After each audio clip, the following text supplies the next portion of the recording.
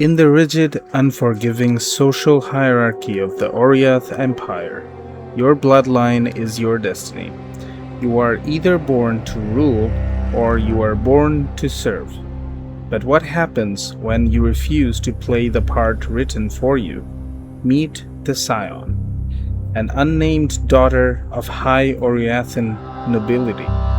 To the high-born lawmakers of the empire, she is supposed to be a gilded cage ornament, a pawn to be married off for political alliance, bound by the strict laws of the Templar Charge and the purity of innocence. Instead, she chose to very different kind of purity. She didn't just bend the rules of high society, she shattered them. Driven by a morbid, brilliant fascination with the macabre of the unnatural, and she pursued dark arts and forbidden blood magic behind closed doors. And then came the night that sealed her fate. She murdered her husband on their wedding night. For a crime of that magnitude, Oria didn't execute her. Execution is too merciful for a noble traitor. Instead, they branded her with the mark of the undying and cast her out of the absolute worst place in creation, the cursed continent of Rayclast. Stripped of her title, her silk dresses, and her wealth, she washed ashore on the Twilight Strand. But if the Templars expected a pampered aristocrat to weep, starve, and die in the mud, they gravely miscalculated. Rayclast didn't break her, it welcomed her.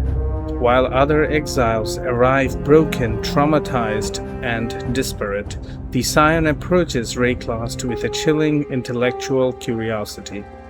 To her, the horror of the continent, the rotting zombies, the ancient gods, the corrupting influence of thaumaturgy aren't nightmares, they are just a laboratory. Mechanically and lore-wise, this is reflected in her unique position at the start center of the passive skill tree. She is balanced equally between strength, dexterity, and intelligence. She is the ultimate jack of all trades, a blank slate capable of absorbing every discipline of combat and magic. This brings us to one of the most enduring lore questions in Path of Exile community. Who is the Scion really, and what is her ultimate ambition? There are two major schools of thoughts among lore enthusiasts. Theory 1. The sociopath scientist. Many in the community believe the Scion isn't seeking redemption or survival. She is seeking ascension. Her husband's murder wasn't a crime of passion, but a controlled experiment. Some lore hunters point out her chilling, detached dialogue towards death and suffering. To this theory, Rayclast is simply her ultimate playground, and defeating gods like Kitava or Elder is just the next logical step in mastering the universe's most dangerous forces. Theory 2. The revolutionary against the divine. Another popular perspective views her as an anti-heroine of class warfare. By tearing down the gods and the corrupt Templar regime of Oriath in later acts, she isn't just surviving. She is proving that the decadent nobility of Oriath were weak children, playing in the sandbox compared to the raw, ruthless reality of Rayclast.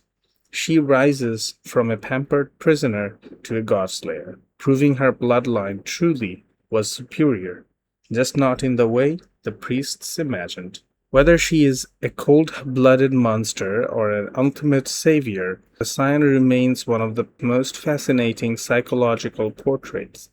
She proves that true power doesn't come from a crown or a temple's decree. It comes from the willingness to shed everything you were to become whenever is necessary to survive.